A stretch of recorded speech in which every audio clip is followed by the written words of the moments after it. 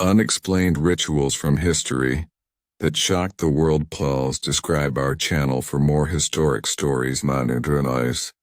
Story 1. The Ice Mummies of the Inca, the Children of Lightning.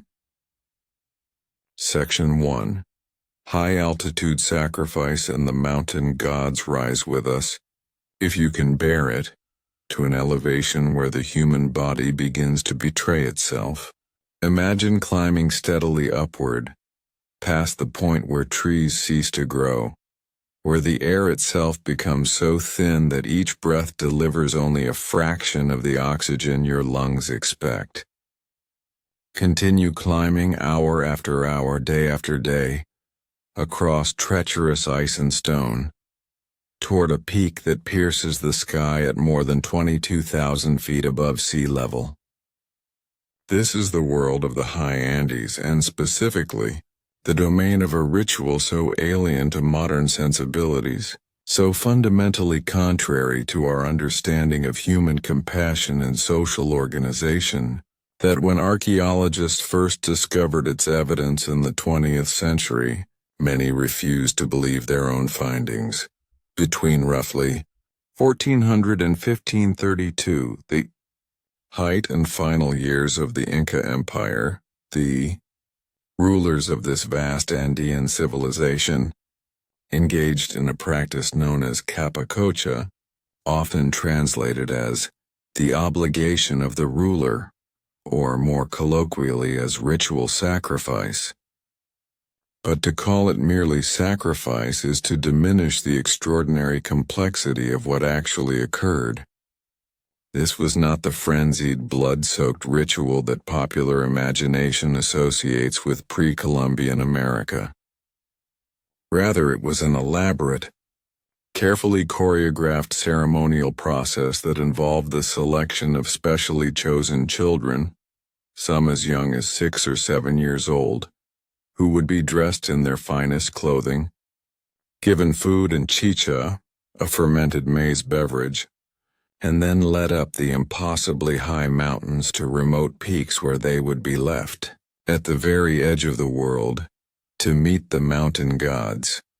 The first modern evidence of this practice emerged in 1954, when a mountaineer named Erwin Schneider was ascending Mount Lulailaco, a volcano that straddles the border between Argentina and Chile, when he discovered a small Inca burial site near the peak.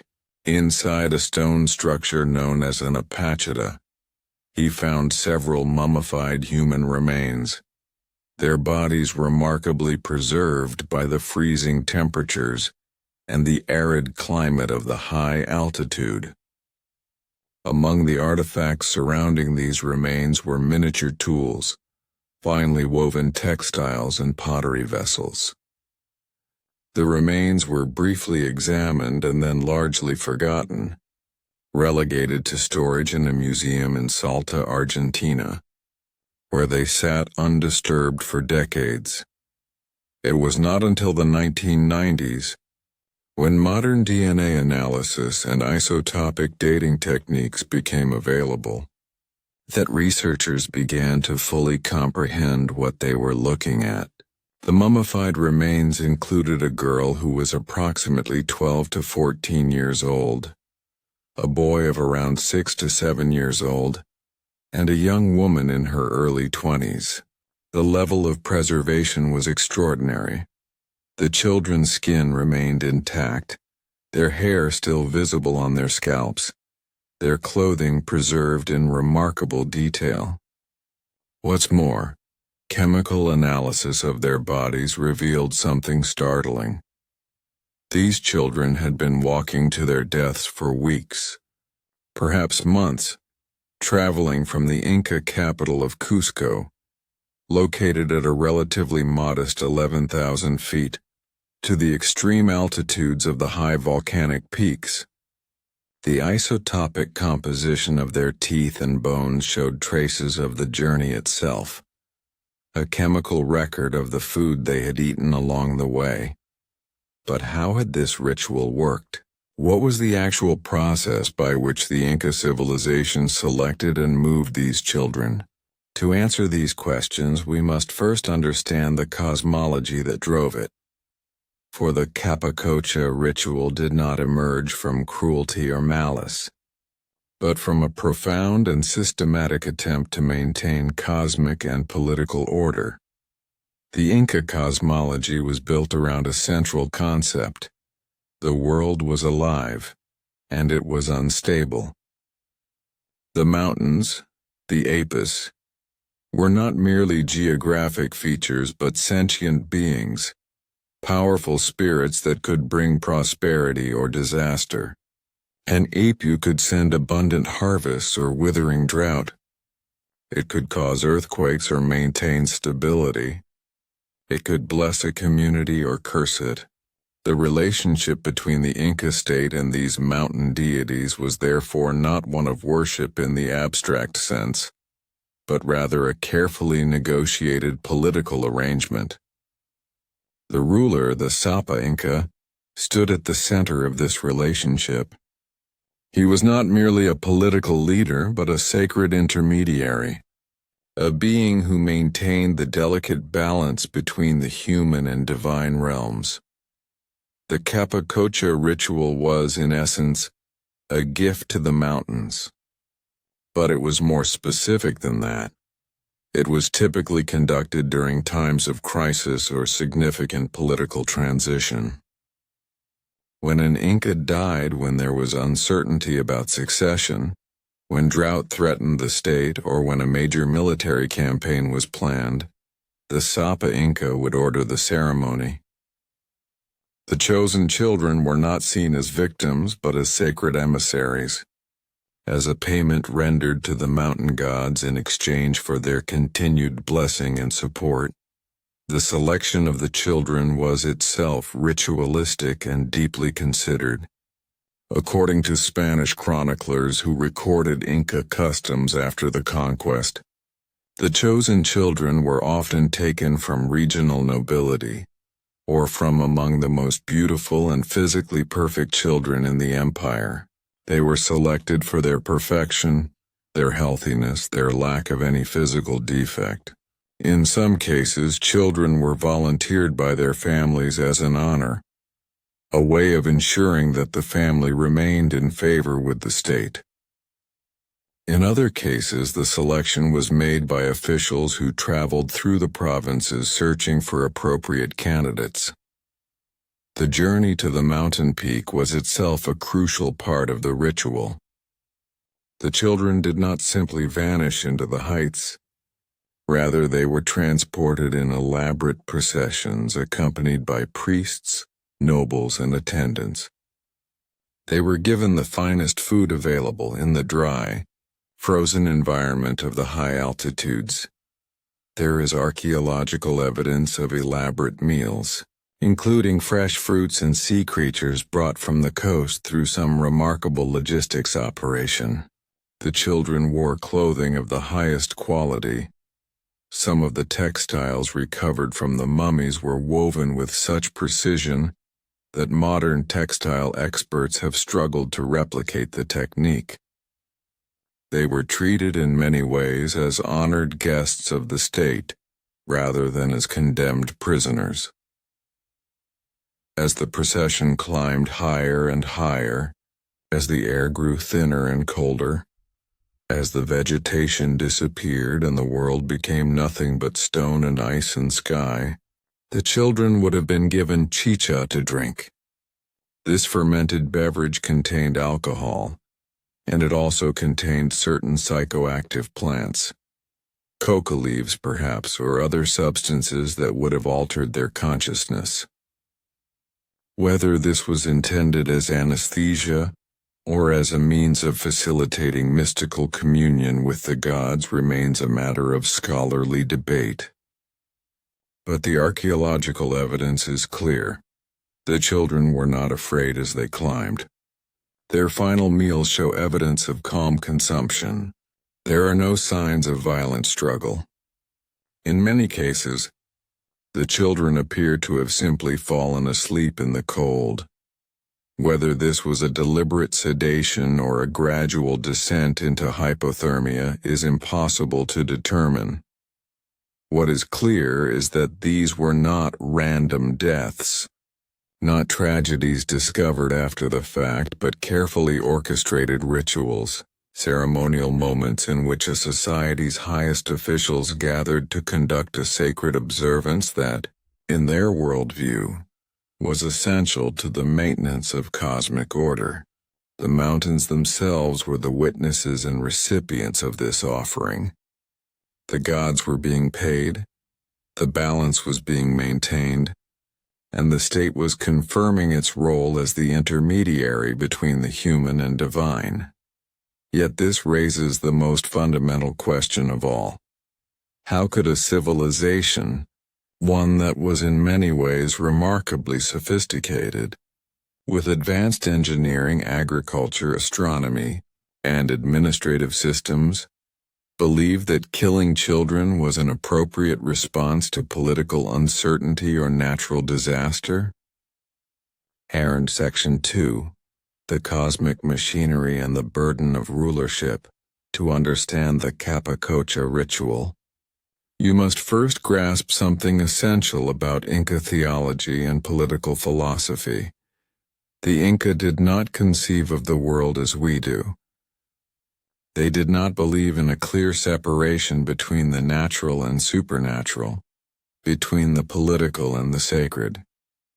The mountains were not metaphorically alive. In the Inca understanding, they were literally actively alive.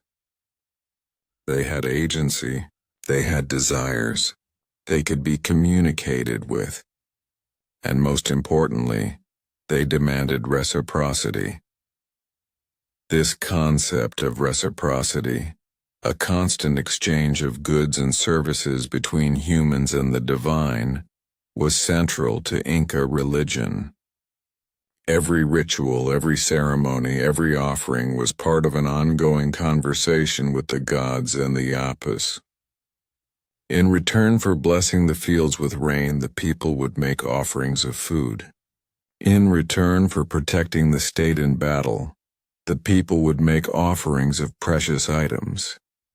And in return for maintaining the cosmic order itself, for the continued functioning of the universe, for the continuation of the sun's journey across the sky, for the stability of the mountains themselves, the ultimate offering was required.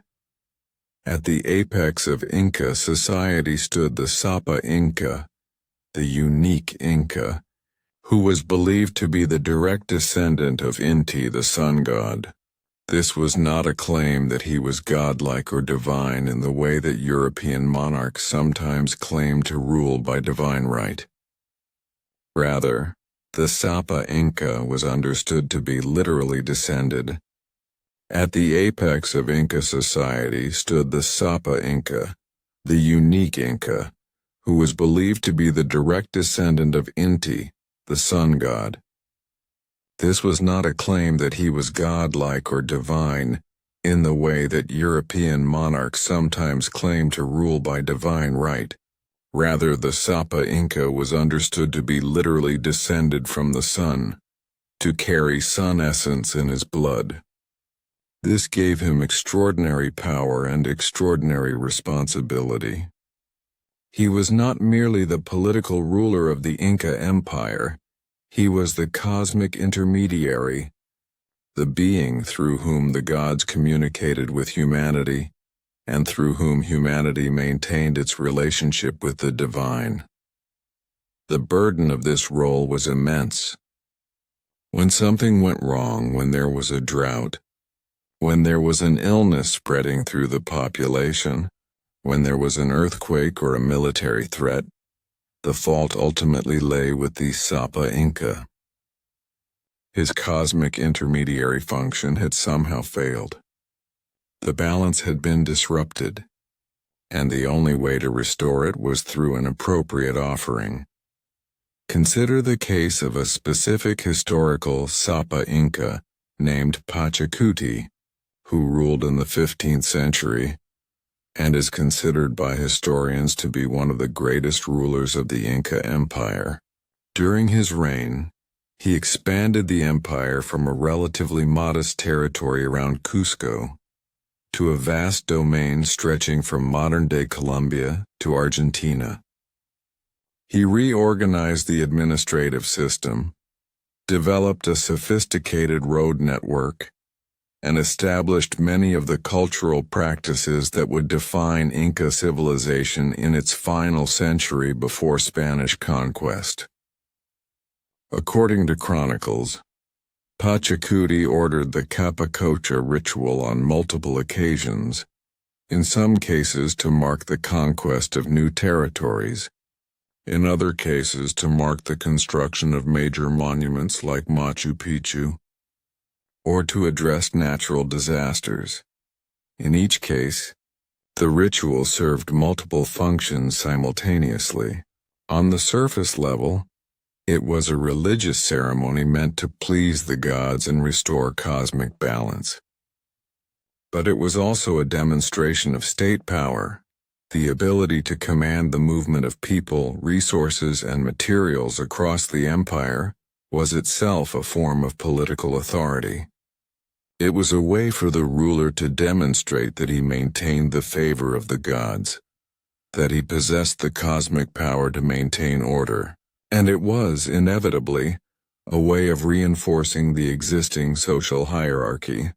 The fact that the children were often taken from regional nobility meant that the ritual also served as a form of control over the provincial aristocracy. They were invested in the success of the empire because their own children might be selected.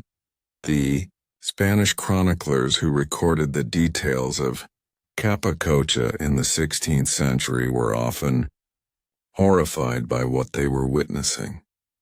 One chronicler, Felipe Guaman Poma de Ayala, who himself was Peruvian with mixed Spanish and Inca heritage, recorded accounts of the ritual with a mixture of fascination and moral disapproval. Yet his accounts are valuable precisely because he understood both the Spanish perspective, which viewed the ritual as barbaric, and the Inca perspective, which saw it as essential to maintaining order. He documented that the families of the sacrificed children were often elevated in status, that they received gifts and privileges from the state, that they were considered to have made the ultimate contribution to the empire's welfare. The ritual itself, once the decision had been made and the children had been selected, followed a remarkably consistent pattern across the empire. The children would be brought to Cusco, the capital, where they would be presented to the Sapa Inca. This presentation was itself a significant honor. The child would come face to face with the son's descendant, would receive gifts and blessings. There would be feasting and celebration. Then the journey would begin. The procession to the mountain would be led by high priests and noblemen. The route would often follow the Inca road system, which was one of the most impressive engineering feats of the pre-Columbian Americas. Over 40,000 kilometers of roads connecting the empire, built with such precision that many sections remain in use today. The children would travel with attendants, with soldiers, with priests. They would stop at way stations where food and shelter were provided. The journey itself could take weeks or even months, as the procession moved from the relatively temperate valleys toward the high, frozen peaks. As they climbed higher, the atmosphere would change. The vegetation would thin. The temperature would drop dramatically. In some cases, the processions were so large and so well documented that we know the approximate routes they took. Archaeologists have discovered way stations along these routes where the Capacocha processions would have stopped. The remains of these settlements contain evidence of the elaborate meals that were prepared. Bones of llamas and alpacas, remains of maize, pottery vessels used for serving food and drink. The final journey up the mountain would typically be undertaken by a smaller group, the priests and perhaps a few high nobles, but not the entire procession. The children would be dressed in their finest clothing. In the case of the Lulailako mummies, the girl was wearing a red tunic, and the boy was wearing a small version of adult male Inca clothing. They would be given food and drink for the final ascent, and then, near the peak of the mountain at a location often marked by a stone structure or a cairn, they would be left. What happened in those final moments? Did the children understand what was occurring? Were they sedated? Were they aware as the temperature dropped, as their consciousness faded, as they slipped into a state from which they would not wake? The archaeological evidence cannot tell us. The children's bodies show no signs of violence, no evidence of struggle. Their final meals were consumed calmly. In the case of the Lulailako mummies, the boy had consumed coca leaves and a psychoactive substance that would have altered his consciousness. Perhaps this was meant to ease his passage into the divine realm, to facilitate his transition from the earthly to the sacred. Yet here is the paradox that has troubled historians and anthropologists for decades. In one sense, this practice represented a profound failure of the Inca civilization. It demonstrated the limits of their knowledge. They could not understand drought or disease in natural terms, could not develop rational responses to natural disasters. In another sense, it represented a remarkable success. It was a ritual so embedded in the social and religious fabric, so consistently practiced over generations, that it persisted even as it became increasingly costly to the state. The capacocha was not a rare, desperate measure. It was a regularly practiced ritual, one that was expected to occur regularly throughout Unsapa Inca's reign. And yet, for all its centrality to Inca religion and politics, the capacocha remains enigmatic. No two scholars can agree on the precise theological justification. Was it truly a sacrifice in the sense of an offering meant to please the gods? Or was it something else? A way of spiritually linking the child to the mountain, of creating an eternal guardian at that sacred site?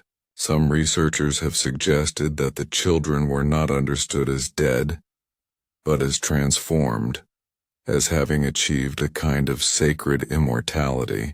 Others argue that it was explicitly understood as a death, as a gift given to the gods.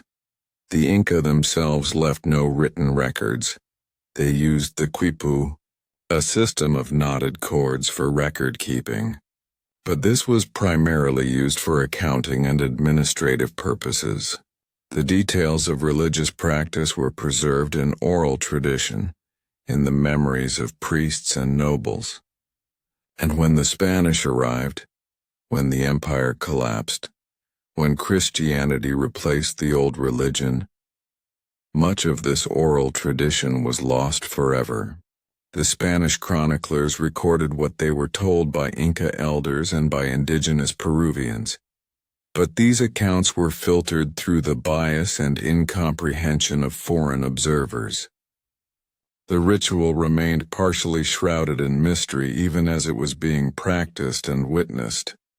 What remained clear, though, was this: the capacocha ritual, whatever its exact theological purpose, revealed something fundamental about how the Inca understood their relationship with the sacred and the natural world. It revealed a civilization willing to go to extraordinary lengths, to climb mountains, to organize complex logistics, to sacrifice children in order to maintain what they believed to be cosmic order. But was this truly sacrifice? Or was it, in the Inca understanding, something else entirely? Section 3. The Frozen Witnesses and the Persistence of Mystery. In the years following the initial discovery of the Lulaylako mummies in 1954, more and more high-altitude Inca burial sites were discovered across the Andes. Researchers found remains on the peaks of mountains ranging from Peru to Argentina and Chile. In some cases, they found single children. In others, they found small groups. The pattern was consistent. Beautifully preserved remains, fine clothing, elaborate grave goods, all positioned at extraordinary altitudes on sacred peaks. And in nearly every case there was the same calm evidence of a peaceful final moment, of falling asleep at the edge of the world. One of the most significant discoveries came in 1999, when mountaineer Miguel Zarate reached the summit of Mount Amparo in Peru and found a young girl, approximately 14 years old, emerging from melting ice. Her mummified remains were in extraordinary condition, so fresh-looking that for a moment, Zarate thought she might be a recent murder victim. The girl became known as Juanita, and her body would eventually become one of the most studied mummies in the world, providing researchers with unprecedented insight into the lives and deaths of children who participated in the Capacocha ritual. What Juanita's body revealed was remarkable. DNA analysis showed that she was genetically of pure Inca origin, with ancestry tracing back to women of the Andean highlands. Isotopic analysis of her teeth showed where she had grown up, and evidence from her bones indicated that she had been undernourished in childhood. Perhaps she had suffered illness or famine as a young child. CT scans of her lungs revealed that she had been breathing the thin, high-altitude air for weeks or months before she died. The damage in her lungs showed a progression, as if she had been gradually acclimatizing to the altitude as the procession climbed. Her final meal, preserved in her stomach, contained llama meat and a freeze-dried potato-like substance, indicating that she had been well fed in her final days. Most remarkably, Juanita's final moment seemed to have been peaceful. She had apparently been struck on the head, not violently but with sufficient force to render her unconscious. Whether this was a mercy killing, intended to ease her transition, or a ritual blow meant to facilitate her communication with the divine, remains unclear. She had then wrapped herself or been wrapped in fine clothing, and she had lain down in a small stone chamber on the summit of Mount Amparo, where she had frozen into a state of preservation that would last 500 years. The discovery of Juanita sparked renewed interest in the Capacocha ritual and led to a wave of new research. Scholars from multiple disciplines converged on the study of these mummies: geneticists, archaeologists, anthropologists, historians, and physicians. They published papers, held conferences, and developed increasingly sophisticated theories about the ritual's purpose and practice. And yet, despite all this investigation, the fundamental mystery remained. One school of thought emerged that argued the Capacocha was not truly a sacrifice in the sense of a death meant to offer the gods a gift. Rather, these scholars argued it was better understood as a transformation. The children were being elevated to a new status, becoming eternal guardians of the mountains, achieving a kind of sacred immortality. The Inca belief system, after all, did not necessarily see death as a final end. Bodies were preserved, mummified, brought out for ceremonies. The dead remained part of the community, Perhaps the children selected for capacocha were understood in similar terms. They were not truly dying, but rather transforming, ascending, becoming something more than human. Other scholars have drawn parallels to similar practices in other cultures. The human sacrifices practiced by the Aztecs in Mexico, the ritual killings documented in ancient Rome and Egypt, the practices recorded in cultures ranging from Asia to Africa to Europe. They argue that the capacocha makes sense as part of a broader human pattern of using ritualistic killing to address anxiety and uncertainty about the future. When faced with things they could not control, drought, disease, political transition, societies turned to ritual as a way of asserting agency, of pretending that action can influence outcomes. Yet others have pushed back against this interpretation, arguing that it is too simplistic, too quick to dismiss the capacocha as merely an expression of superstition or irrationality. They point out that the ritual was extraordinarily expensive in terms of resources and labor. To organize the logistics of moving a child from one region of the empire to another, to provision the procession, to supply the fine clothing and food, this represented a significant investment of state resources. The ritual was not a casual or desperate act, but something central enough to the empire's function that it was worth this extraordinary expense. What's perhaps most striking is how thoroughly embedded the capacocha was in Inca society, how completely it seemed to have been accepted as a normal and necessary part of the social order. There is no historical evidence of widespread resistance to the practice, no record of families refusing to give up their children, no indication that the practice was seen as controversial or objectionable. This is not to say that individuals did not grieve the death of their children. Clearly they did. But within the broader framework of Inca cosmology and political theology, the practice appears to have been understood as appropriate, even honorable. This acceptance raises difficult questions for modern observers. We are inclined to judge the capacocha as barbaric, as a clear example of pre-scientific superstition leading to tragedy.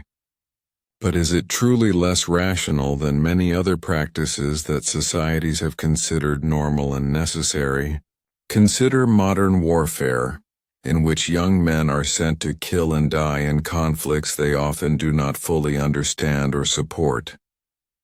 Consider modern medicine in the 19th century, in which patients were subjected to procedures that were excruciatingly painful and often counterproductive. Consider modern economic systems in which children in other countries labor in dangerous conditions so that we can purchase inexpensive goods. Every society practices rituals that seem normal to those within it and abhorrent to those without it. The Inca, faced with forces they could not understand or control, developed a response that fit within their cosmological framework. That framework was different from ours, but it was not irrational within its own terms. A person who genuinely believed that a mountain was a living entity with agency and desires would naturally conclude that some form of propitiation was necessary. A person who believed that a ruler's cosmic function was essential to maintaining the order of the universe would understand that extraordinary measures might be necessary if that order seemed threatened. When the Spanish conquered the Inca Empire in the 16th century, one of the first things they sought to eliminate was the capacocha ritual. From the Spanish perspective, it was obvious that this practice needed to stop. It was the killing of innocents and it contradicted Christian doctrine. Yet the speed with which the ritual disappeared, the ease with which Spanish colonial authorities were able to suppress it, suggests something interesting. The capacocha was perhaps not as essential to Inca society as the most sacred rituals in other cultures. It was not like the daily rituals of worship that pervade a society, but rather a periodic episodic practice conducted by and for the state. When the state was destroyed, when the Sapa Inca was overthrown, the ritual lost its cosmic anchor. It could be abandoned relatively quickly because it had always been dependent on a very specific political and religious infrastructure, an infrastructure that the Spanish conquest destroyed. Today, the mummies of the Capacocha remain as frozen witnesses to a ritual that ended 500 years ago. Juanita lies in a museum in Arequipa, Peru, preserved in a special climate-controlled chamber. The Lulailaco mummies remain in storage in Argentina. Dozens of other remains lie in museums and universities across South America. These bodies have been studied exhaustively, their remains analyzed at a molecular level, their final moments reconstructed through forensic analysis. And yet they maintain their essential mystery. We can tell you what these children ate in their final meals. We can tell you where they came from, how far they traveled, how long the journey took. We can tell you the approximate moment at which their consciousness faded and they slipped into death. But we cannot tell you what they were thinking in those final moments. We cannot tell you whether they truly understood themselves as sacred emissaries to the gods, or whether they were frightened, or whether they had been given substances that altered their perception of reality to the point where their final experience was something other than what we can imagine. The Capacocha ritual remains, ultimately an encounter with the truly foreign. It represents a society operating according to logic and assumptions so different from our own, that understanding it requires not merely intellectual effort, but a kind of imaginative empathy, a willingness to step outside of our own cultural assumptions and attempt to see the world as it might have appeared to the Inca. In doing so, we are confronted with an uncomfortable realization. The rituals that seem most alien to us often emerge from reasons that are not alien at all. They emerge from fear, from uncertainty, from the human need to assert control over a world that seems chaotic and incomprehensible. The children who climbed the Andean peaks did not return. But in the ice preserved by the very mountains they were meant to propitiate, they did remain, witnesses to a ritual that sought to hold back time, to maintain cosmic order, to preserve the world from dissolution. Whether that ritual succeeded in any meaningful sense, we can never know. But we know this: the Inca civilization, for all its sophistication and power, did not survive. And the mountains remain eternal and indifferent, guarding their secrets in the frozen heights. What the children were meant to protect, they could not protect. What the Sapa Inca believed he was maintaining through their sacrifice, he could not maintain. The Spanish came, the empire fell, and the ritual ended. But the bodies remained, waiting in the ice, waiting to be discovered centuries later by climbers and archaeologists who could only reconstruct, from frozen flesh and preserved stomach contents, the outline of a mystery that would never be fully explained. Plus, describe our channel for more historic stories. Story 2. The Sokushinbutsu, Achieving Enlightenment Through Deliberate Self-Mummification. Section 1. The monks who chose to become eternal consider the possibility that somewhere in the world there exists a monastery where, preserved behind glass in a Buddhist temple, sits the mummified remains of a monk. His body is not the result of accident or disease, nor is it the work of embalmers, who sought to preserve a powerful figure for posterity. Rather, this preserved corpse represents the final and most extreme expression of a spiritual goal, the deliberate transformation of a living human being into a mummy, through a process so methodical, so carefully orchestrated, and so profoundly at odds with everything we understand about the human instinct for survival, that even scholars who have documented it extensively still struggle to fully comprehend how it was possible. This ritual, known as Sokushinbutsu, literally translated as Buddha in one's own lifetime, emerged in Japan during the 11th century and persisted in remote mountain monasteries until the 19th century. It represents perhaps the most extreme form of ritual self-sacrifice ever deliberately undertaken by a human being, and yet it is almost entirely unknown outside of academic circles and specialized Buddhist studies. Where the Inca sacrificed children to appease mountain gods, and where plague doctors engaged in rituals they believed would protect them from invisible threats, the monks who pursued Sokushinbutsu engaged in a process that was explicitly understood to lead to death. A death that was not merely accepted but actively sought, orchestrated and ritualized into one of the most extraordinary spiritual practices ever documented. The practice emerged from a particular interpretation of Buddhist doctrine that was prevalent in certain regions of Japan, particularly in the mountainous areas where remote monasteries had developed their own distinctive theological perspectives. According to the teachings that drove Sokushinbutsu, the human body was considered fundamentally impure, a collection of corrupting flesh and bone that was inherently resistant to achieving enlightenment.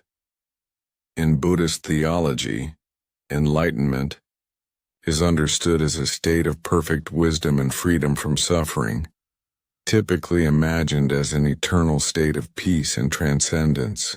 Most Buddhist traditions taught that achieving enlightenment required years of meditation, study, and spiritual practice, often across multiple lifetimes. A monk might dedicate his entire existence to this pursuit, knowing that he might not achieve the goal until after death and rebirth. But certain schools of Japanese Buddhism developed a different interpretation.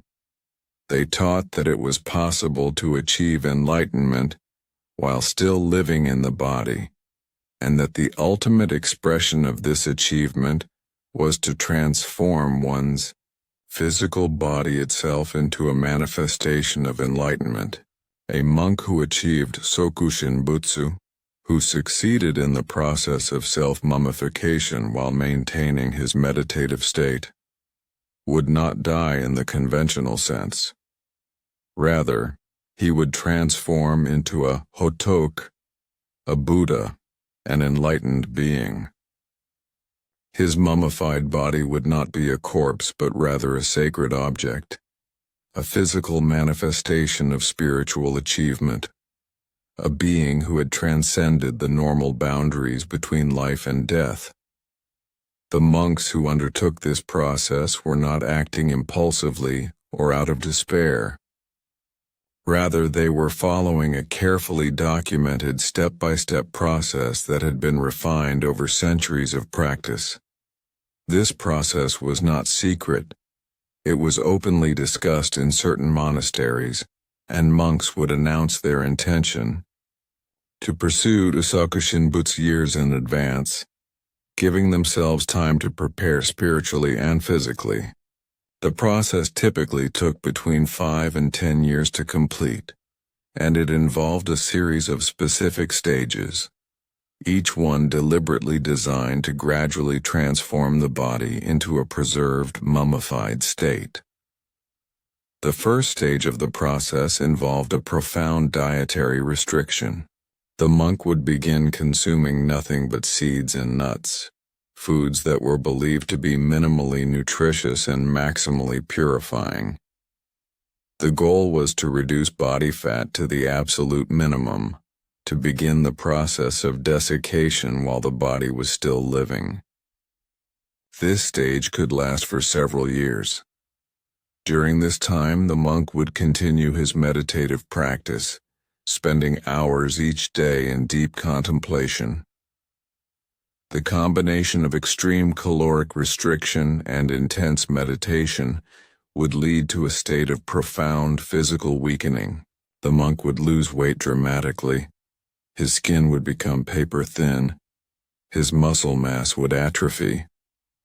Onlookers would begin to see him not as a living human but as something transitional, something between the living and the dead. As the first stage progressed, the monk would enter the second stage, the consumption of tree bark and roots.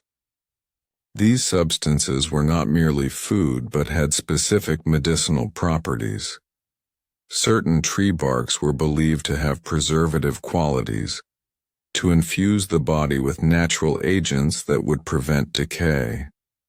The monk would consume these materials along with increasingly limited amounts of water. This stage was particularly dangerous. The consumption of certain tree barks could cause severe illness, internal bleeding, and organ damage. Some monks died during this stage, their bodies ravaged by the toxicity of the substances they were consuming. But for those who survived, the effect was profound.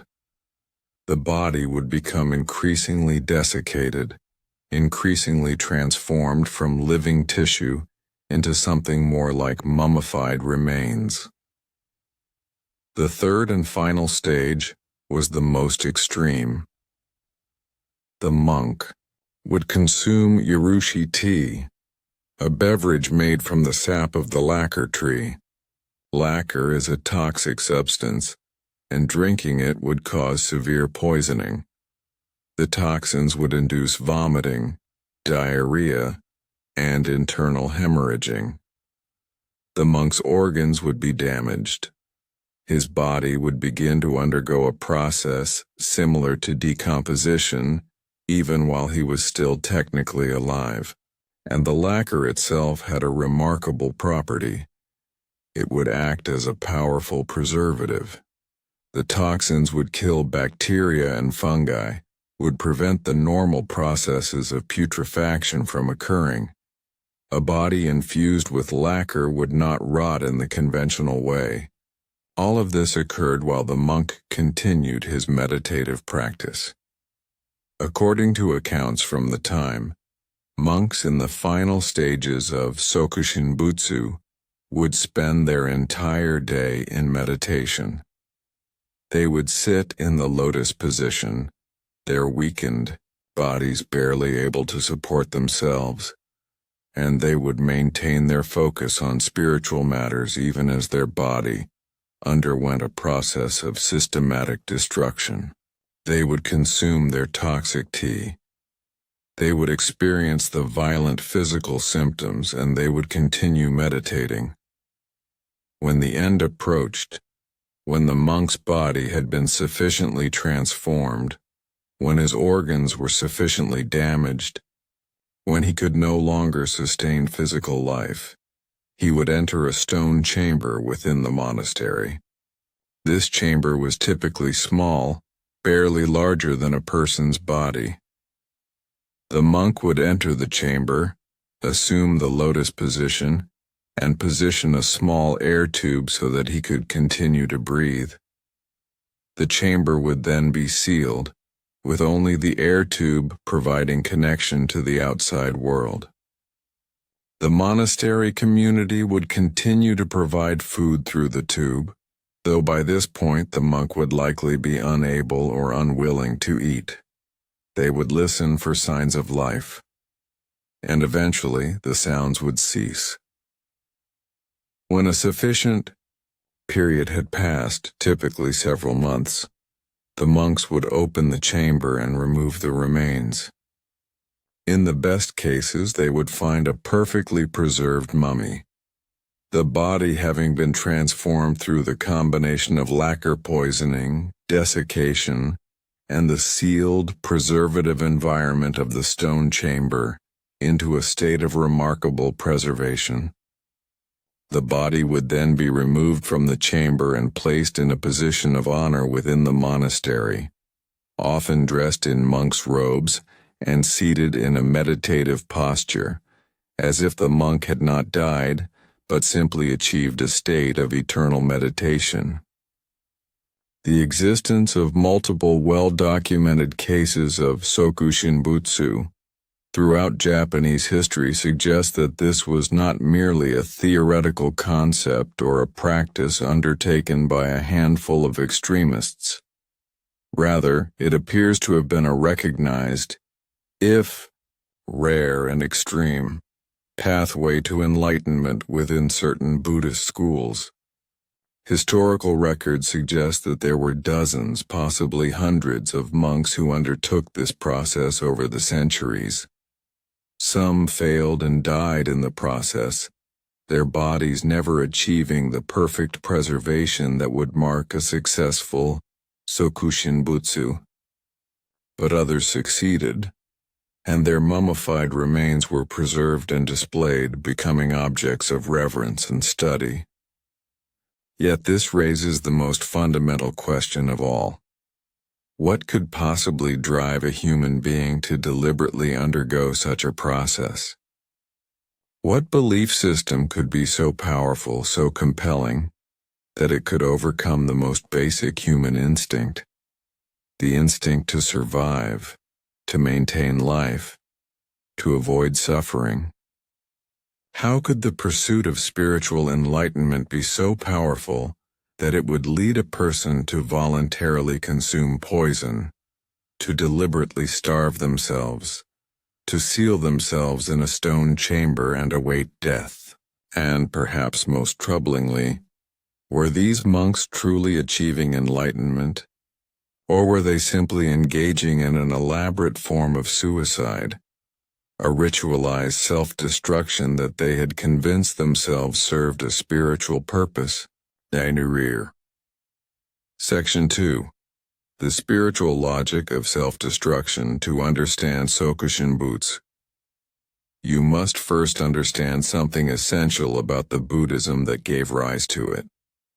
The form of Buddhism that dominated Japan had developed certain distinctive characteristics that set it apart from Buddhist traditions in other parts of Asia.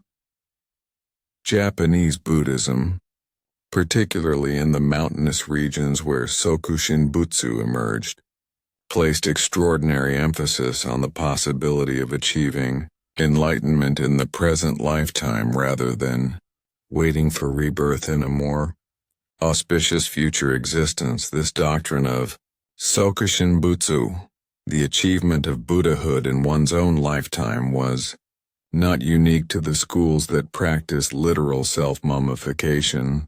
Rather, it was a broader theological principle that had ancient roots in Buddhist philosophy.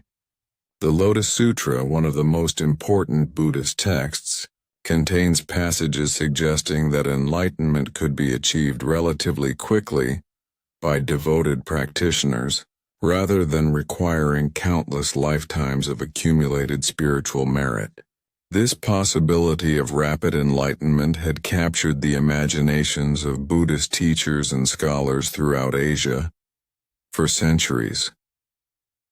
In Japan, certain schools of Buddhism, particularly those that developed in remote mountain monasteries far from the centers of political power and religious authority, took this doctrine to its logical extreme. If enlightenment could be achieved in one's own lifetime, And if the physical body was understood as fundamentally opposed to spiritual achievement, then might not the ultimate expression of enlightenment be to transform one's body into a perfect monument of spiritual victory? Might not the deliberate transformation of one's living flesh into a mummified, preserved corpse represent the ultimate demonstration that one had transcended the normal limitations of human existence? The monks who undertook Sokushinbutsu were not uneducated or irrational. Many were highly trained in Buddhist philosophy and theology. They were not driven by despair or by psychological illness, or at least not primarily. Rather, they were operating within a sophisticated theological framework that made sense within its own terms.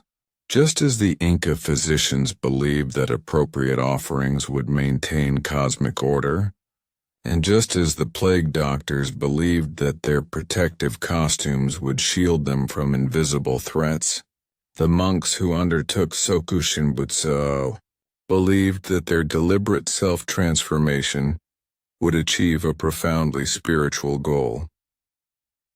The theological justification for Sokushinbutsu rested on several key Buddhist concepts.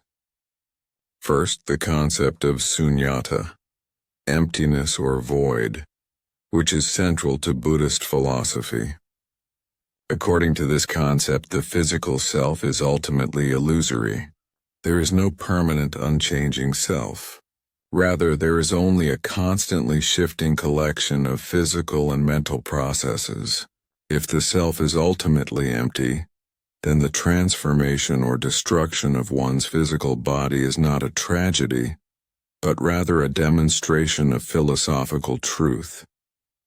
By voluntarily destroying his body, the monk was proving that he understood the illusory nature of physical existence. Second, the concept of Tathagata, Buddha nature, which suggests that all living beings possess the potential to become Buddhas.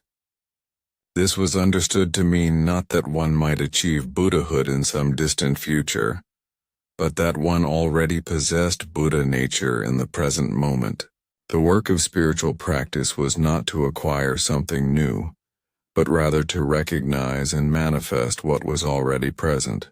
From this perspective, the monk who succeeded in Sokushinbutsu was not gaining enlightenment through his suffering, but rather manifesting enlightenment that had always been present within him.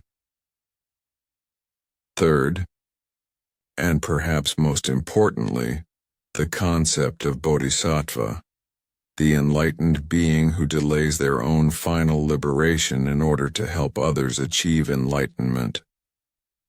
In Mahayana Buddhism, which was the dominant form of Buddhism in Japan, the bodhisattva was understood as the highest ideal, a being who had achieved enlightenment but who continued to exist in order to assist other beings in their spiritual journey. The monk undertaking Sokushinbutsu was, in this framework, demonstrating the ultimate expression of bodhisattva compassion.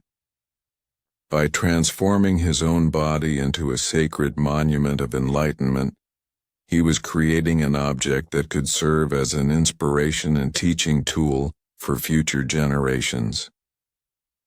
His preserved body would become a physical manifestation of spiritual truth, something that would inspire others to pursue their own spiritual development.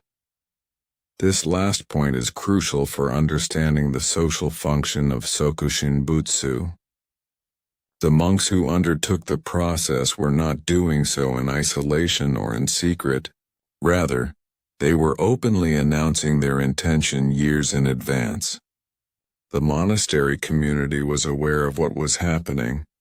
In some cases, detailed records were kept of the process, and most importantly, when the process was complete and the mummified remains were placed on display, they became objects of veneration and pilgrimage. Lay people would travel to the monasteries to see the preserved monks, to meditate before them, to seek spiritual inspiration. Historical records from Japan document multiple instances of Sokushin Butsu monks drawing large numbers of pilgrims to their monasteries. The mummified remains became teaching tools, physical evidence that enlightenment was possible, that a human being could transcend the normal limitations of the flesh, that the spiritual goal was not merely a philosophical abstraction, but something that could be achieved and demonstrated in the physical world. The process of Sokushin Butsu also served important functions within the monastery community itself. A monk who announced his intention to undertake the process would become a figure of extraordinary respect and reverence. His final years would be marked by ceremonies and rituals. Other monks would gather to observe his meditative practice to learn from his example. The undertaking of Sokushin Butsu by one member of a monastic community would elevate the status of the entire community. It would demonstrate that this was not merely a place of study and practice, but a place where enlightenment was actually being achieved. From a psychological perspective, it is worth considering whether the monks who undertook Sokushin Butsu were truly motivated by the spiritual considerations outlined above, or whether they were driven by a complex mixture of motivations that included the desire for fame, the desire to be remembered, the desire to escape suffering through a ritualized process that gave meaning to their death. Some modern scholars have suggested that Sokushin Butsu represented a form of culturally sanctioned suicide, a way for individuals who were suffering or who wished to escape life to do so while maintaining the appearance of spiritual achievement and receiving the honor and remembrance that would normally be denied to suicides. This interpretation is perhaps too cynical. It is certainly true that the monks who undertook Sokushin Butsu were choosing to end their lives. It is true that they were suffering, deliberately, systematically over a period of years. But it is also true that their suffering was framed within a meaningful theological and cultural context. They were not destroying themselves. They were transforming themselves. They were not dying in despair. They were achieving enlightenment. These framings may have been necessary psychological tools that allowed them to endure the ordeal, or they may have been genuine, deeply felt beliefs that made the suffering meaningful and purposeful. What is certain is this: the process of Sokushin Butsu was extraordinarily well documented. Monasteries kept careful records. The monks themselves sometimes kept journals describing their experiences. The final stages of the process were observed by other monks, and when the remains were discovered, they were carefully preserved and studied. This documentation has allowed modern scholars to piece together a detailed picture of how the process worked and what it might have felt like to undergo it. Yet, for all this documentation, the ultimate question remains unanswered. Did the monks who underwent Sokushin Butsu actually achieve enlightenment? Or did they simply achieve an elaborate transformation of their bodies, a process that was so extraordinary, so at odds with normal human experience, that it seemed to their observers to be evidence of spiritual achievement even if it was not? Section 3. The Mummies of Enlightenment and the Question of Meaning. By the late 18th and early 19th centuries, the practice of Sokushin Butsu was becoming increasingly rare. Fewer and fewer monks were announcing their intention to undertake the process.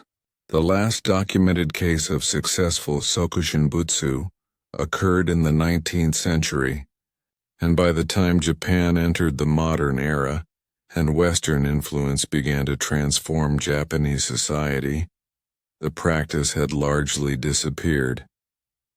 The monasteries that had once proudly displayed the mummified remains of enlightened monks began to encounter increasing skepticism and criticism, particularly from Western observers who saw the practice as evidence of exotic superstition. Yet the mummies themselves remained, preserved in temples and monasteries throughout Japan. Some were carefully maintained and displayed to the public. Others were stored away, considered too strange or too disturbing for regular viewing, and a few were lost or destroyed over the centuries, victims of fire, earthquake, or deliberate disposal by monks who had come to question the validity of the practice their predecessors had undertaken. Modern science has provided remarkable insights into the Sokushin Butsu. Mummies that have survived. CT scans and chemical analysis have revealed details about how the process worked. Researchers have documented the consumption of lacquer, the severe dehydration, the damage to internal organs. They have confirmed that the mummification process was largely successful, that the preserved bodies have indeed lasted for centuries without significant decay. They have provided evidence that the monks did undergo exactly what the historical records claimed. A process of systematic self-transformation that lasted years and that deliberately led to death. What modern science cannot tell us is whether the monks who underwent this process actually achieved enlightenment. Enlightenment, by definition, is a subjective spiritual state that cannot be verified through physical examination. We can measure the degree of mummification. We can document the sequence of physical changes. We can confirm that the monks endured extraordinary suffering, but we cannot measure the degree to which they achieved their spiritual goal. One of the most famous Sokushinbutsu mummies is that of a monk named Tetsu Monkai, who lived in the 18th century.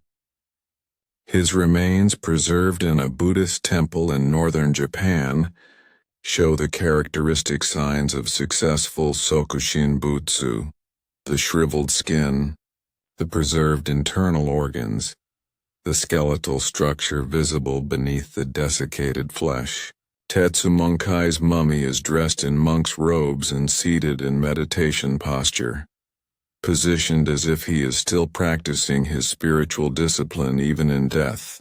According to historical records, Tetsu Monkai announced his intention to undertake Sokushinbutsu at the age of 60. He spent the next 10 years gradually transforming his body through diet and meditation. When he entered his stone chamber for the final stage, he was already so weakened that observers were amazed he could still move. His body was discovered months later, perfectly preserved, and was placed on display where it has remained for more than 2 centuries. Looking at such a mummy, one confronts a peculiar paradox. On one level, it is clearly the remains of a human being who deliberately starved himself to death, who poisoned himself with lacquer, who sealed himself in a stone chamber. From a modern secular perspective, it is easy to see Sokushinbutsu as an elaborate form of suicide dressed in spiritual language. It is easy to conclude that these monks were not achieving enlightenment, but rather inflicting terrible suffering upon themselves in pursuit of an illusory spiritual goal. Yet there is another way to interpret what one is seeing in such a mummy. The preserved body of Tetsu Monkai could be understood not as evidence of a tortured, self-destructive individual, but rather as physical proof of a remarkable achievement. Here was a human being who had the discipline, the faith, and the spiritual strength to undergo an ordeal of extraordinary difficulty. He had faced years of suffering, starvation, and physical degradation, and he had maintained his meditative practice throughout. Whether or not one believes that he achieved enlightenment in the literal, supernatural sense, one must acknowledge that he achieved something remarkable, a level of spiritual commitment and physical discipline that is almost incomprehensible to modern observers. The practice of Sokushinbutsu raises uncomfortable questions about the relationship between suffering and spirituality, between ritual and meaning. It forces us to confront the question: if a human being genuinely believes that their suffering serves a spiritual purpose, if they undertake that suffering with deliberate intention and full awareness of what they are doing, if the ritual in which they participate is embedded in centuries of tradition and theological justification, does that belief make the suffering meaningful? Or does it simply make the suffering more elaborate? In some ways, Sokushinbutsu represents a more extreme version of the paradoxes we observed in the plague doctors and the Inca sacrifices. In all three cases, we see human beings engaging in practices that, from a modern perspective, seem irrational, ineffective, or counterproductive. In all three cases, those practices were embedded in sophisticated theological or philosophical frameworks that made sense within their own terms. And in all three cases, the rituals persisted precisely because they provided meaning in the face of suffering and uncertainty. Yet Sokushinbutsu differs in one crucial respect. The practitioners were choosing suffering for themselves rather than imposing it on others. The monks who underwent self-mummification were not sacrificing children as the Inca did. They were not imposing useless treatments on desperate patients as the plague doctors were. Rather, they were voluntarily enduring extraordinary suffering in pursuit of a spiritual goal that they genuinely believed was achievable. This makes the practice both more understandable and more troubling. We can sympathize with the desire to achieve enlightenment. We can understand the commitment to spiritual practice. And yet we are forced to confront the question of whether such commitment, when taken to extremes, represents genuine spiritual achievement or pathological self-harm. Modern Japan has largely moved away from Sokushinbutsu, both in practice and in the cultural memory. The mummies that survive are increasingly regarded as historical curiosities, rather than as sacred objects of veneration. Some Buddhist temples that preserve Sokushinbutsu mummies have begun to restrict public access, uncomfortable with the way that modern visitors view the remains. Others have begun to reframe the practice, describing it as a historical phenomenon rather than as an expression of authentic Buddhist belief. The practice has been essentially pathologized, redefined as a form of mental illness or cultural aberration, rather than as a legitimate spiritual path. Yet the mummies themselves remain, preserved in their sealed chambers or their climate-controlled museum cases, still sitting in meditation posture after all these centuries. They serve as testimony to the extraordinary lengths that human beings will go to in pursuit of meaning, in pursuit of transcendence, in pursuit of transformation. Whether they achieved enlightenment, whether their suffering was meaningful, whether the ritual they undertook truly connected them to something sacred, these are questions that no amount of scientific analysis can answer. What we can say is this: the monks who undertook Sokushinbutsu were not ignorant or delusional. They were educated, thoughtful individuals who made a deliberate choice based on deeply held spiritual beliefs. They endured suffering with remarkable discipline. They transformed their bodies through an extraordinary process. And in doing so they created objects that have puzzled, fascinated, and disturbed observers for centuries. In the end, Sokushinbutsu represents both the power and the danger of ritual. It shows how ritual can give meaning to suffering, how it can allow human beings to endure the seemingly unbearable, but it also shows how ritual can be taken to extremes, how it can drive individuals to destroy themselves in pursuit of goals that may be illusory. The mummies of Sokushinbutsu sit in their temples and museums, perfectly preserved monuments to the question that haunts all human spirituality. How much suffering is justified in pursuit of transcendence? How far should commitment to a spiritual goal be allowed to go? And what is the difference between genuine spiritual achievement and elaborate, culturally sanctioned self-destruction? These questions had no answer in the 18th century Japanese monasteries where Sokushinbutsu was practiced. They have no answer today. The mummies sit in eternal meditation, neither alive nor dead, neither fully explained nor fully mysterious. They wait in the darkness, preserved in their chambers, silent witnesses to a ritual that sought to transcend the boundaries between life and death, between the physical and the spiritual, between meaning and meaninglessness. And somewhere in those preserved remains, somewhere in the mummified flesh and bone of a monk who undertook the extraordinary process of Sokushinbutsu, the answer to the question of whether he achieved enlightenment remains forever sealed away, preserved, protected, and ultimately unknowable. Please subscribe our channel for more historic stories. Story 3. The Plague Doctors, Healers or Harbingers of Death. Section 1.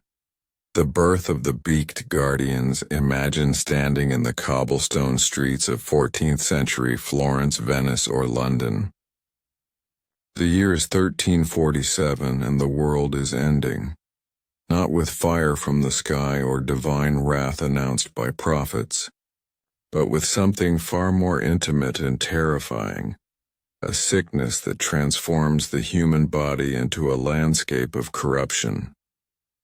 The Black Death has arrived, and with it comes a figure so visually striking, so paradoxically threatening and hopeful, that even now, nearly 7 centuries later, we cannot quite shake the image from our collective memory.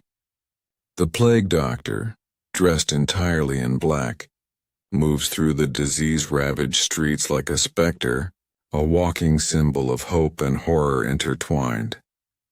You might imagine that such a figure would become a harbinger of salvation, that those afflicted would welcome this robed guardian with open arms. Yet the reality was far more complicated. These physicians, or medici pestilentiali as they were called in Italian cities, represented something altogether stranger. A desperate attempt by medieval society to impose order, ritual, and pseudo-scientific logic upon a catastrophe that seemed to mock every form of human understanding. The plague doctor's most infamous accessory was the beaked mask, a distinctive creation of leather, glass, and desperate hope. But before we examine this grotesque guardian's face, we must first understand why this figure emerged at all and what drove reasonable, educated men to adopt such an extraordinary costume. By 1348, the Black Death had killed an estimated 25 million people in Asia, before making its inevitable journey westward along trade routes. When it arrived at European ports, it did not come as a singular wave, but as a creeping, relentless tide. In Venice, the first cases appeared in 1347. Within months, the disease had spread to every major port city. Within a year, it was everywhere. Mortality rates ranged from 30 to 60% in urban centers. and in some villages the death toll reached 90%.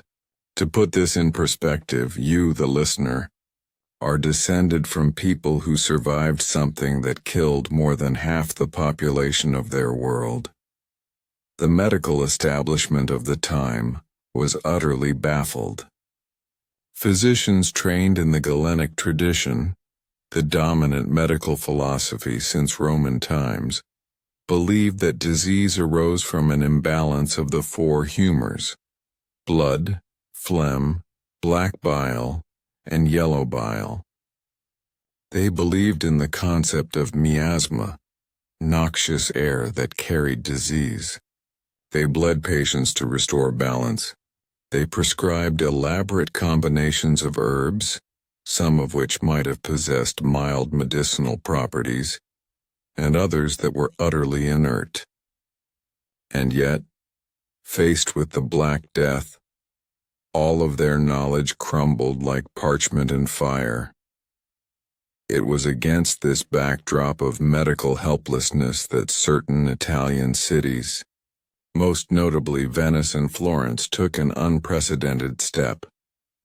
They formally hired physicians specifically to treat plague patients. These physicians would receive a salary from the city, allowing them to practice medicine as a civic duty rather than a profitable enterprise. It was in many ways the earliest iteration of publicly funded healthcare. The beaked mask emerged as part of a comprehensive costume designed to protect the physician from the miasmic vapors believed to carry the disease. The long beak, typically 4 to 6 inches in length, was not merely decorative. It was carefully designed to be filled with protective substances. Physicians would stuff the beak with aromatic herbs, rose petals, spices, and sometimes even animal excrement, believed to possess medicinal properties. The idea was that any noxious air entering the doctor's nose would first pass through these pleasant or foul smells, which would somehow neutralize the disease. Some physicians filled their beaks with sponges soaked in rosewater or vinegar. Others used crushed emeralds, believing that precious stones possessed inherent protective properties. The full costume of a plague doctor was a marvel of defensive paranoia. Over the regular clothes they wore a long dark robe, typically made of waxed canvas or leather, designed to repel the invisible threat. On their hands they wore gloves, sometimes waxed, sometimes simply leather. Their feet were covered with boots, often reaching up to the knee. Many physicians wore wide-brimmed hats, and some wore multiple layers of clothing, each one a barrier between their body and the contaminated air. They carried walking sticks called can, which they used to examine patients without making direct contact with the diseased flesh, maintaining distance as if the invisible miasma could be held at bay by the simple measure of a wooden rod. The masks themselves were crafted with glass or crystal eyepieces, so that the physician could still see the patient's symptoms, the characteristic buboes, swollen lymph nodes, the blackened extremities, the blood that seemed to seep from every orifice. In some cases, the eyepieces were covered with tinted glass, believed to offer additional protection or to help the physician see the body's humors more clearly. Some historians suggest that the tinting was a purely practical measure to protect the physician's eyes from the psychological shock of witnessing such overwhelming suffering. What is remarkable about the plague doctor's appearance is not merely its eccentricity, but the fact that it was deliberately formalized. Cities issued guidelines about what physicians should wear. Venice established standards for the beaked masks. Florence created regulations about the length of the robe and the materials from which it could be constructed. This was not an organic evolution of medical practice. but a deliberate civic attempt to create a standardized, visible symbol of protection and authority. Yet here lies the great paradox that will haunt this narrative. Despite all of these precautions, despite the waxed fabrics and the aromatic beaks and the ritualistic care with which they dressed, the plague doctors themselves died at alarming rates. They moved through streets where perhaps half the population was stricken. They entered homes where entire families lay dying. They lanced the buboes, which sometimes erupted in showers of blood and pus. They were exposed to the plague more frequently and more directly than any other members of society. And yet they persisted. They dressed again, they applied their protective unguents, they filled their beaks with herbs, and they returned to work. Why did they do it? What drove these educated men who understood, at least intellectually, the futility of their efforts, to continue performing this elaborate ritual? Was it genuine belief in the effectiveness of their precautions? Was it civic duty? Was it the human need to act, to do something even in the face of the unknowable? And perhaps most troublingly, were they actually making things worse? Section 2. The rituals within the ritual.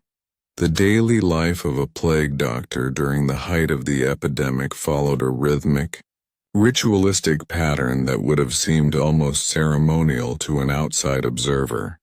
To understand the psychology of these physicians, you must first understand the structure of their day, for in the repetition of action there is often meaning, and in meaning, there is survival. A plague doctor in mid-14th century Florence would typically begin his morning while the city was still dark. He would don his protective garments methodically, each piece a small ceremony of preparation. First the undergarments, cotton or linen chosen for their ability to absorb perspiration. Then, the heavy waxed robe which had to be fastened carefully, leaving no gaps, no spaces where miasmic air might infiltrate. The gloves came next, pulled tight around the wrists and secured with cord. The boots were drawn on and laced. Finally, the mask, that distinctive, terrifying visage, was positioned carefully, the glass eyepieces aligned, the elastic secured around the head. Contemporary accounts suggest that this dressing process could take up to an hour.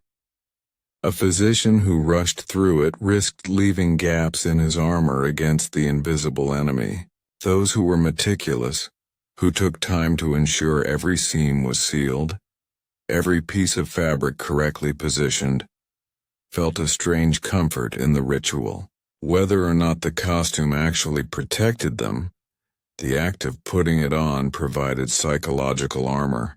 It transformed the physician into something other than a fragile human. It made him into a medical warrior, an agent of order in a world descending into chaos. Before visiting patients, many plague doctors would engage in a ritualistic purification. They would visit their private chambers and inhale deeply from aromatic compounds. Some would apply ointments to their skin, concoctions containing mercury which they believed would protect them from corruption. Others would consume specific herbs or drink specially prepared wines, infused with garlic, wormwood, or other substances thought to fortify the body against disease. A physician in Venice kept a detailed journal describing how he would meditate for 15 minutes before beginning his rounds, mentally preparing himself for the horrors he was about to witness. The visits themselves followed a pattern. A plague doctor would arrive at a home indicated by the large red cross painted on the door, a symbol that declared the house as plague-infected, a place of contamination. The family would be waiting, often desperate, sometimes hostile. The physician would enter through the designated entrance, careful not to touch door frames or anything that might be contaminated. He would examine the patient from a distance, using his canne to lift fabric and inspect the swellings. He would ask questions about the patient's bowel movements, the color of their urine, the nature of their dreams. All of these details mattered because they fit into the humoral theory that guided medieval medicine. Once the examination was complete, the physician would prescribe treatment. And here is where the ritual becomes truly fascinating, because the treatments prescribed were remarkably consistent across Europe, suggesting a shared belief system that transcended local or national boundaries. The physician might prescribe bloodletting, the ritual draining of blood to restore humoral balance. This would be done by the patient's family members or by specialists called phlebotomists, as physicians often felt it was beneath their station to perform such manual labor. The bloodletting would be accompanied by specific instructions: how much blood should be drawn from which part of the body, and at what time of day and lunar phase the procedure should be performed. In addition to bloodletting, physicians prescribed a bewildering array of substances. In Paris, medical faculty at the Sorbonne published a formal consultation on the plague, recommending that patients avoid baths, which would open the pores and allow miasma to enter, avoid strong emotions, which would disrupt the humors, and consume specific medicines. One prominent physician recommended a mixture containing powdered emeralds, gold leaf, and the ashes of frogs, all to be consumed with a special wine prepared during a specific alignment of the planets. Other treatments were more explicitly ritualistic.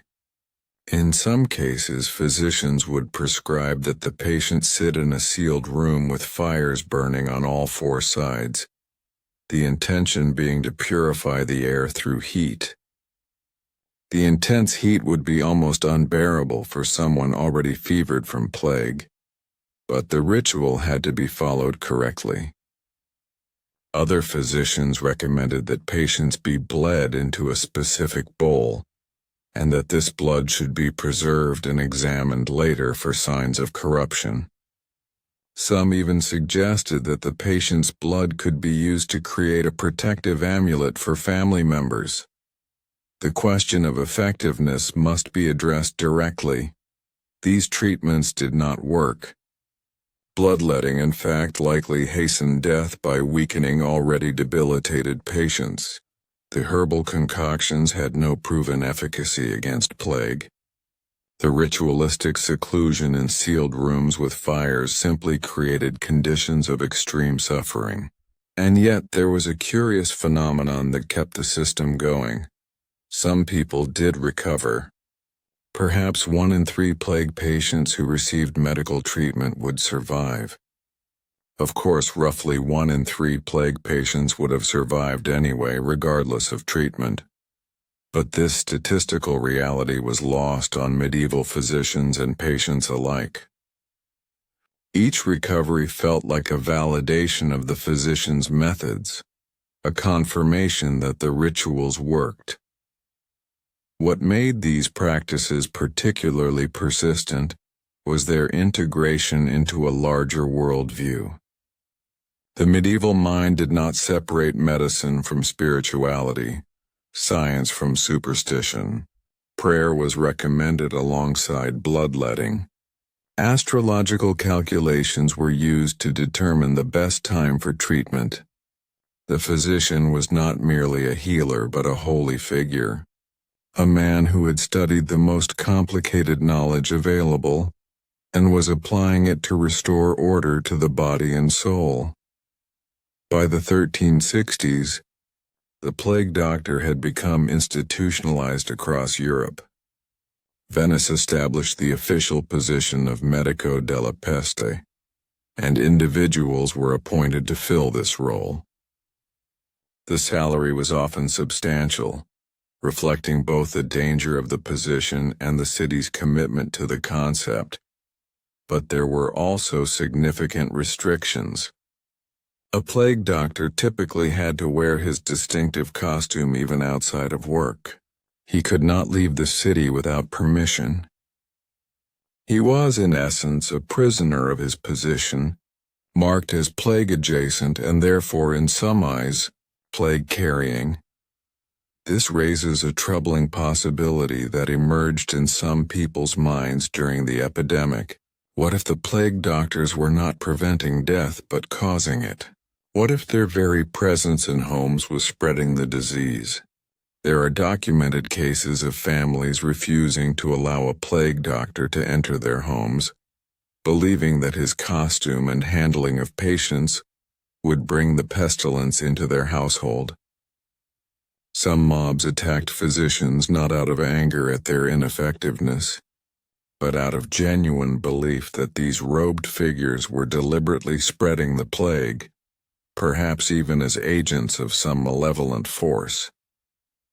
The evidence, looked at through our modern lens, suggests that both the physicians and their critics had a point.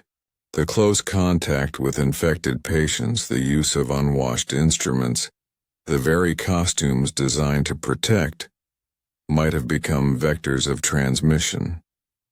The fact that plague doctors died at such high rates suggests that their protective measures were largely ineffective. And yet the rituals persisted, grew more elaborate, became more deeply embedded in the civic response to plague. By 1380, nearly every major European city had established the position of plague physician and maintained it throughout the epidemic. What was driving this persistence?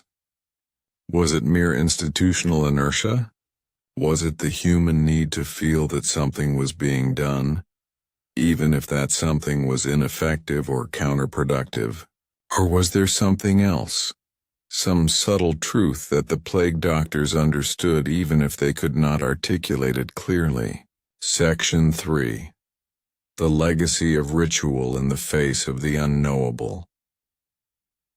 By the early 15th century, the acute crisis of the Black Death had passed, though the plague never truly left Europe. Periodic outbreaks would continue for the next 3 centuries, and the plague doctor, once a desperate improvisation in the face of unprecedented catastrophe, had become a permanent fixture of urban life. The rituals they performed had not stopped the disease, had not even slowed its spread in any meaningful way, and yet the institutions created to support plague doctors persisted. Cities continued to hire them. Physicians continued to study the best methods for protecting themselves and treating patients. Medical schools incorporated plague treatment into their curricula. This persistence of ineffective ritual in the face of overwhelming failure is one of the most striking aspects of the plague doctor story, because it reveals something profound about human nature. When confronted with a crisis that exceeds our understanding and our ability to control it, we do not simply abandon action. Instead, we ritualize it. We create ceremonies, we formalize procedures. We convince ourselves that in the repetition of action there is meaning. And sometimes, we convince others as well. The plague doctor's costume would eventually fade from use, but not because physicians came to understand that it was ineffective. Rather, it faded because the plague itself seemed less threatening with each passing decade. The mortality rates declined, not because of any change in medical practice, but because of factors entirely unknown to medieval physicians: evolutionary pressure on both plague bacteria and human populations, changing climate patterns, shifts in trade routes, and the simple passage of time. The plague mysteriously became less lethal, and as it did, the elaborate protection seemed less necessary. However, in the final decades of the plague doctor's prominence, the 16th and 17th centuries, something remarkable happened. The costume did not become less elaborate, but more so. Physicians added more layers, more protections, more ritualistic elements. They incorporated new discoveries and theories into their practice. In 1665, when the plague returned to London with particular violence, the city's physicians donned masks and robes and waded into the disease-stricken neighborhoods with an almost aggressive commitment to their ritualistic protocols. And once again, many of them died. But once again they were replaced and the ritual continued. What had begun as an emergency response to an unprecedented crisis had calcified into tradition. The plague doctor had become not merely a healer but a symbol, a reassurance to the city that someone somewhere was fighting the disease, was taking action, was maintaining order in the face of chaos. Whether or not this action was effective became almost secondary to the psychological comfort of seeing the robed figure move through the streets. Yet beneath this surface observation lies a more complex truth that medical historians and anthropologists have grappled with for decades. The rituals of the plague doctor, though medically ineffective, may have served other crucial functions. They created a system of civic response. They established a protocol for dealing with plague victims that, however primitive, was consistent and organized. They provided a psychological framework through which people could process catastrophe. In a world where 1/3 to 1/2 of the population was dying of an unknown cause, the plague doctor represented the most basic human need. The conviction that something could be done, that action was possible, that the world was not entirely beyond human agency. Consider the alternative. What if no such figure had emerged? What if cities had simply abandoned medical practice entirely during the plague years? Some historians argue that this abandonment would have been psychologically devastating, in ways we can barely comprehend. The plague doctor, however ineffective, represented a bridge between the world before the plague, a world of order, hierarchy, and rational action, and the horrifying present. By maintaining the fiction that medicine could still function, that healing was still possible, plague doctors allowed society to maintain a crucial psychological fiction, that humanity still had some vestige of control. The irony, of course, is that this psychological fiction may have actually prolonged the epidemic in subtle ways. There is evidence suggesting that patients who relied on the ritualistic bloodletting and other treatments prescribed by plague doctors may have died at slightly higher rates than those who simply remained in isolation. Some of the unschooled folk healers who lacked the formal medical training to prescribe bloodletting may have had slightly better patient outcomes through simple rest and isolation. Yet the educated population, the wealthy and the powerful, those who could afford the services of plague doctors, consistently sought them out and paid significant sums for their treatments. The ritual, even when objectively harmful, was valued precisely because it represented learned wisdom and civic authority. By the 17th century, a transition was beginning. The rise of empirical science and the gradual abandonment of humoral theory would eventually undermine the philosophical foundation upon which plague doctor medicine rested. Physicians began to observe more carefully, to keep records, to notice that certain populations seemed more prone to plague than others. Gradually, almost imperceptibly, the focus shifted from the four humors to something else entirely: environmental factors, contact, proximity to the diseased. These observations did not immediately lead to the germ theory of disease, which would not be widely accepted until the late 19th century. But they represented a shift from ritual to observation, from faith in elaborate procedures to a more cautious empiricism. The last major plague outbreak in Europe occurred in 1720 in Marseille. Physicians still wore protective costumes, still performed bloodletting, still prescribed the elaborate remedies that had been passed down through generations. But their reports suggest a different approach, more attention to the practical measures of quarantine, isolation, and basic sanitation.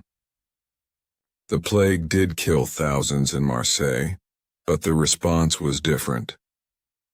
The rituals remained, but they were accompanied by more rational precautions, and significantly, Marseille was one of the last major European cities to experience plague. After that outbreak, the disease began a slow retreat from Europe, a retreat that would eventually see it confined to certain regions of Asia and Africa. What then are we to make of the plague doctor? Was he a harbinger of modern medicine, or a symbol of medieval superstition? The answer, frustratingly, is both. The plague doctor represented an attempt, however flawed, to systematize medical response to catastrophe. He established the principle that society had a responsibility to care for the sick, a principle that would eventually lead to public health systems and universal health care. He demonstrated through his commitment to ritual and protocol that civilization persists not through perfect knowledge but through the maintenance of meaningful action in the face of uncertainty. And perhaps most importantly, the plague doctor teaches us something that our modern, scientifically sophisticated age often forgets, that when confronted with true unknowns, with catastrophes that exceed our current understanding, we will always create rituals. We will formalize procedures. We will create elaborate protections. We will convince ourselves and others that we are taking meaningful action even when, especially when, we are not certain of the outcome.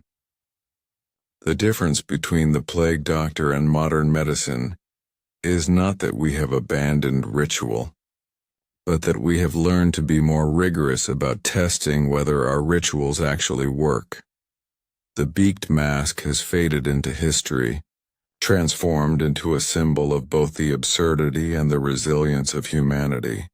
But somewhere in our collective memory, in every medical protocol we follow, in every quarantine measure we implement, in every time we gather as a society to formalize our response to disease, the plague doctor remains. He stands as a reminder that in moments of true crisis, when knowledge fails and uncertainty prevails, humans do not collapse into paralysis. Instead, we reach for ritual, we create meaning, and we persist. The beaked masks are gone now. But the fundamental human impulse they represented, the need to act meaningfully in the face of the unknowable, persists to this very day. Please subscribe our channel for more historic stories.